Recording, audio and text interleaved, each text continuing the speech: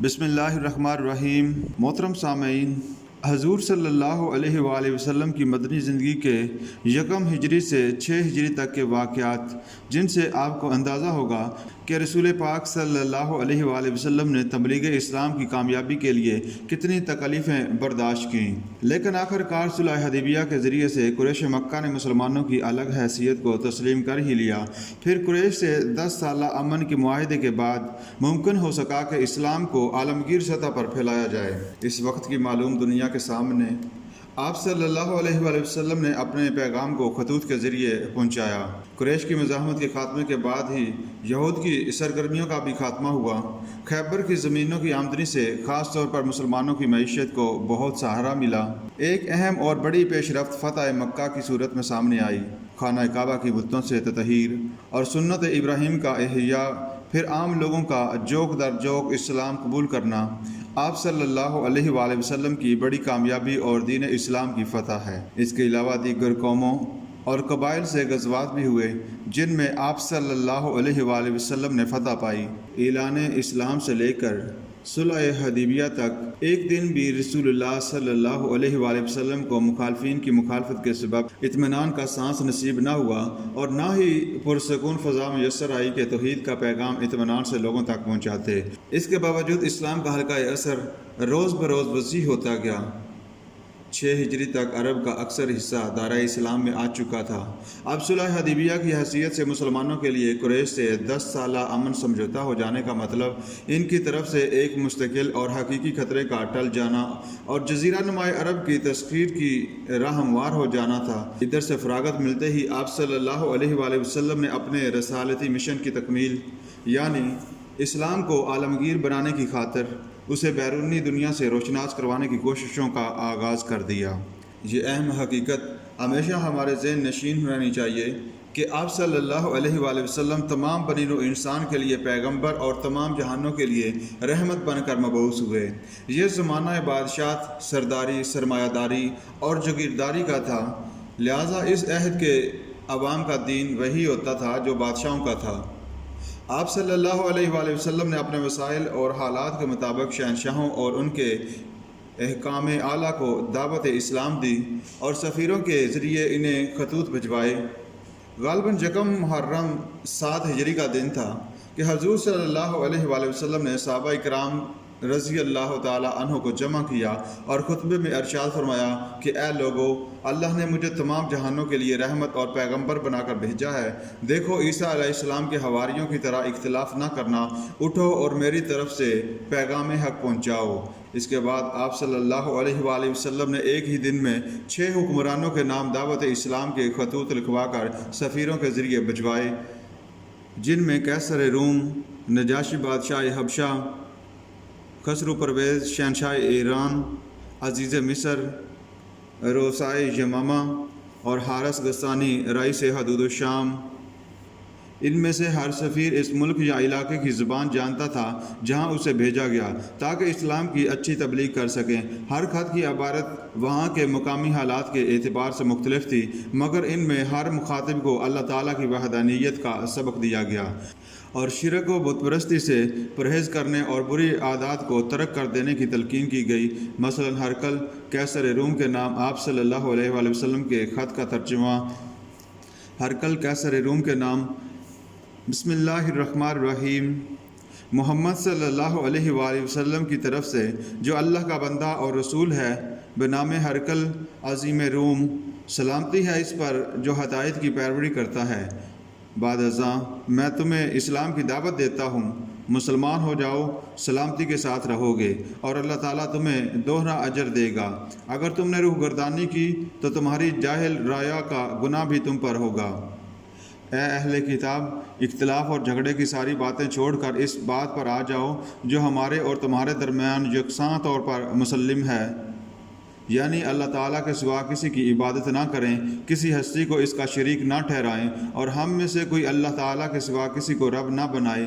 پھر اگر اس اصول سے روگردانی کرو تو گواہ رہنا کہ ہم اللہ تعالیٰ کے فرمانبردار بندے ہیں۔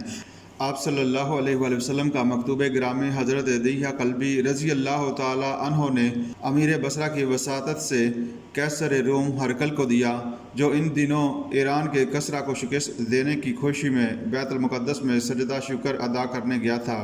ہرقل نے خط کا سن کر اہل دربار سے دریافت کیا کہ مدعی نبوت کی قوم کا کوئی شخص اس شہر میں موجود ہو تو اسے حاضر کرو۔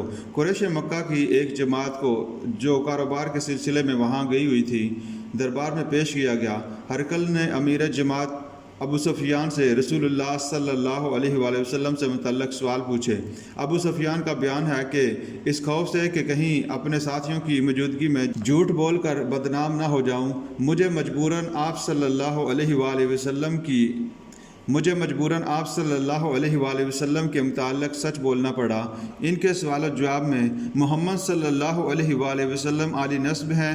آپ صلی اللہ علیہ وآلہ وسلم کے خاندان میں نہ کوئی بادشاہ گزرا ہے اور نہ کسی نے نبوت کا دعویٰ کیا ہے۔ دعویٰ نبوت سے پہلے آپ نے کبھی جھوٹ نہیں بولا۔ آپ کی پیروی کمزور لوگ کرتے ہیں جن کی تعداد گھٹتی نہیں بڑھتی جاتی ہے۔ جنگ میں کبھی آپ صلی اللہ علیہ وآلہ وسلم اور کبھی ہم غالب رہتے ہیں۔ آپ صلی اللہ علیہ وآلہ وسلم نے کبھی عہد شکنی نہیں کی، لیکن حال ہی میں ہم نے آپ صلی اللہ علیہ وآلہ وسلم سے معاہدہ کیا ہے۔ دیکھیں آپ صلی اللہ علیہ وآلہ وسلم کیا کرتے ہیں۔ آپ صلی اللہ علیہ وآلہ وسلم کی تعلیم ہے کہ ایک اللہ کی عبادت کرو اور کسی کو اللہ کا شریک نہ بناؤ، نماز پڑھو، پاک دامنی اختیار کرو، سچ بولو، صلح رحمی کرو۔ اس گفتگو کے بعد قیصر روم نے کہا، تم نے اسے شریف النسب بتایا، پیغمبر ہمیشہ اچھے خاندانوں میں پیدا ہوتے ہیں۔ تم نے کہا کہ خاندان سے کسی اور نے نبوت کا دعویٰ نہیں کیا۔ اگر ایسا ہوتا تو میں سمجھتا کہ یہ خاندانی خیال کا اثر ہے۔ تم تسلیم کرتے ہو کہ اس خاندان میں کوئی بادشاہ نہیں گزرا۔ اگر ایسا ہوتا تو میں سمجھتا کہ اسے بادشاہت کی ہوس ہے۔ تم مانتے ہو کہ اس نے کبھی جھوٹ نہیں کہا۔ جو شخص آدمیوں سے جھوٹ نہیں بولتا خدا پر جھوٹ کیوں کر باندھ سکتا ہے؟ تم کہتے ہو کہ کمزوروں نے اس کی پیروی کی ہے۔ پیغمبروں کے ابتدائی پیروکار ہمیشہ غریب لوگ ہی ہوتے ہیں۔ تم نے تسلیم کیا کہ ان کا مذہب ترقی کرتا جاتا ہے۔ سچے مذہب کا یہی حال ہے کہ بڑھتا جاتا ہے۔ تم تسلیم کرتے ہو کہ اس نے کبھی فریب نہیں کیا۔ پیغمبر کبھی فریب نہیں کرتے۔ تم کہتے ہو کہ وہ نماز، پرہیزگاری اور پاکیزگی کی ہدایت کرتا ہے۔ اگر یہ سچ ہے تو میرے قدموں کی جگہ تک اس کا قبضہ ہو جائے گا۔ ہم یہ تو جانتے ہیں کہ ایک نبی کا ظہور ہونے والا ہے، لیکن اس کا علم نہیں کہ اس کا ظہور تم لوگوں میں سے ہوگا۔ عقیدت کا اظہار بھی کیا لیکن اسلام نہ لایا، کیونکہ اس کی گفتگو سن کر اہل دربار سخت برہم ہو چکے تھے۔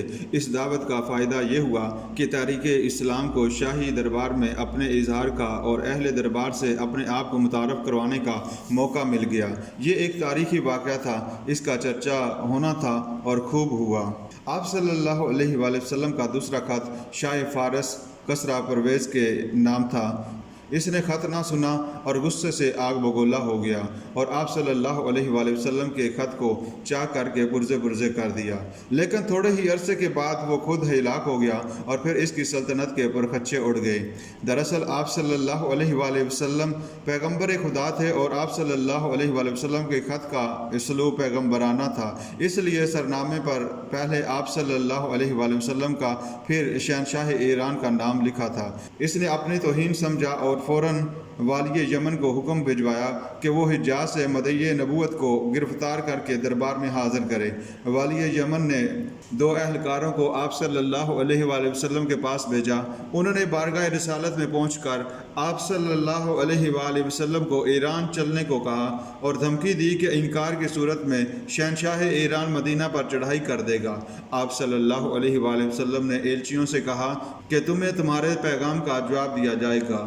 وہ لوگ دوسرے روز آپ صلی اللہ علیہ وآلہ وسلم کے پاس آئے تو آپ صلی اللہ علیہ وآلہ وسلم نے فرمایا، تم مجھے اپنے بادشاہ کے پاس کیا لے کر جاؤ گے؟ وہ تو رات کو قتل ہو چکا ہے۔ البتہ اسلام کی حکومت کسریٰ کے پایہ تخت تک ضرور پہنچے گی۔ وہ لوگ واپس ہوئے۔ یمن جا کر انہیں معلوم ہوا کہ خسرو پرویز کے فرزند شیرویہ نے اسے قتل کر کے حکومت پر قبضہ کر لیا ہے۔ والی یمن بازن نے اپنے آدمیوں سے رسول خدا صلی اللہ علیہ وآلہ وسلم کے حالات سنے تو اسے اسلام سے دلچسپی ہو گئی اور اس نے آپ صلی اللہ علیہ وآلہ وسلم کی عادات و خصائل اور تعلیمات کے بارے میں سوال کیے اور پوری تسلی کے بعد مسلمان ہو گیا۔ آپ کا تیسرا تبلیغی خط نجاشی شاہ ابشا کے نام تھا۔ وہ مذہباً عیسائی تھا اور پہلے ہی مسلمانوں کا ہمدرد اور اسلام سے واقف تھا۔ 2 بار مسلمانوں نے قریش کے مظالم سے نجات پانے کے لیے حبشہ اور وہاں کے حکام نے ان کی دلجوئی کی۔ حضور صلی اللہ علیہ وآلہ وسلم کا خط ملتے ہی نجاشی مسلمان ہو گیا۔ اس کے انتقال پر رسول اللہ صلی اللہ علیہ وآلہ وسلم نے مدینہ میں اس کی غائبانہ نماز جنازہ پڑھائی۔ مصر مشرقی روم سلطنت کا ایک نیم خود مختار حصہ تھا۔ اس کا حاکم مکوکس کہلاتا تھا۔ حضرت حاتب بن ابی بلتا رضی اللہ تعالیٰ عنہ حضور صلی اللہ علیہ وآلہ وسلم کا نامہ مبارک لے کر گئے۔ اگرچہ اس نے اسلام قبول نہ کیا مگر اسلام اور رسول اکرم صلی اللہ علیہ وآلہ وسلم کے متعلق کلمات خیر کہے اور حضور صلی اللہ علیہ وآلہ وسلم کی خدمت میں کچھ تحائف بھیجے۔ آپ کا ایک اور خط حاکم یمامہ کے نام تھا جسے حضرت سلید بن عمرو رضی اللہ تعالیٰ عنہ لے کر گئے۔ اس خط کی عبارت یہ تھی: بسم اللہ الرحمن الرحیم، محمد کی طرف سے حوزہ بن علی کی طرف، سلامتی ہو اس پر جو ہدایت کی پیروی کرے۔ جان لو کہ میرا دین وہاں تک پھیلے گا جہاں تک چوپائے اور گھوڑے جا سکتے ہیں۔ اسلام قبول کرو تو امن کے ساتھ رہو گے۔ جو علاقہ تمہارے ماتحت ہے اسے تمہارے پاس ہی رہنے دیا جائے گا۔ حوزہ نے رسول اللہ صلی اللہ علیہ وسلم کے قاصد کو بڑی عزت و احترام سے دربار میں بٹھایا اور خط کے جواب میں آپ کو لکھوایا: کتنی اچھی اور حسین بات ہے جس کی طرف آپ صلی اللہ علیہ وآلہ وسلم ہمیں بلاتے ہیں۔ عرب میرے رتبے کی عزت کرتے ہیں۔ بعض اختیارات مجھے تفویض کیجیے، ہم اتباع کریں گے۔ آپ صلی اللہ علیہ وآلہ وسلم نے خط سنا تو فرمایا کہ اگر وہ مجھ سے ایک بالشت زمین بھی طلب کرے تو میں نہیں دوں گا۔ جو کچھ اس کے قبضے میں ہے وہ جانے والا ہے۔ حضور اکرم صلی اللہ علیہ وآلہ وسلم کی یہ بات سچ ثابت ہوئی۔ شام کا حاکم منظر بن حارث پہلے تو خط پڑھ کر بہت بگڑا اور کہا کہ میں خود مدینے پر حملہ کروں گا، لیکن سوچ بچار کے بعد سفیر کو اعزاز سے رخصت کیا مگر مسلمان نہ ہوا۔ عمان میں جعفر اور عبد نام کے 2 بھائی برسر اقتدار تھے۔ حضرت عمرو ابن العاص رضی اللہ تعالیٰ عنہ ان کے پاس بھیجے گئے۔ سفیر اسلام کے ساتھ طویل مکالمات اور بہت غور و خوض کے بعد دونوں بھائی اسلام لے آئے اور ان کے اثر سے رعایا کا اکثر حصہ بھی مسلمان ہو گیا۔ رسول پاک صلی اللہ علیہ وآلہ وسلم نے ان کے علاوہ اور بھی حکمرانوں اور قبائلی سرداروں کو وقتاً فوقتاً تبلیغی خطوط لکھے اور اپنا فریضہ رسالت احسن اور مؤثر طریقے سے ادا کیا۔ آپ صلی اللہ علیہ وآلہ وسلم کے ہر کام میں حکمت ہوتی تھی اور حکمت کا تقاضا ہے کہ منصوبہ بندی کی جائے۔ منصوبہ فوری نوعیت کا بھی ہوتا ہے اور طویل المیعاد بھی۔ آپ صلی اللہ علیہ وآلہ وسلم چونکہ تمام جہانوں کے لیے رحمت بنا کر بھیجے گئے تھے، اس لیے آپ صلی اللہ علیہ وآلہ وسلم کا تبلیغی منصوبہ زمانی و مکانی بھی تھا اور عالمگیر بھی۔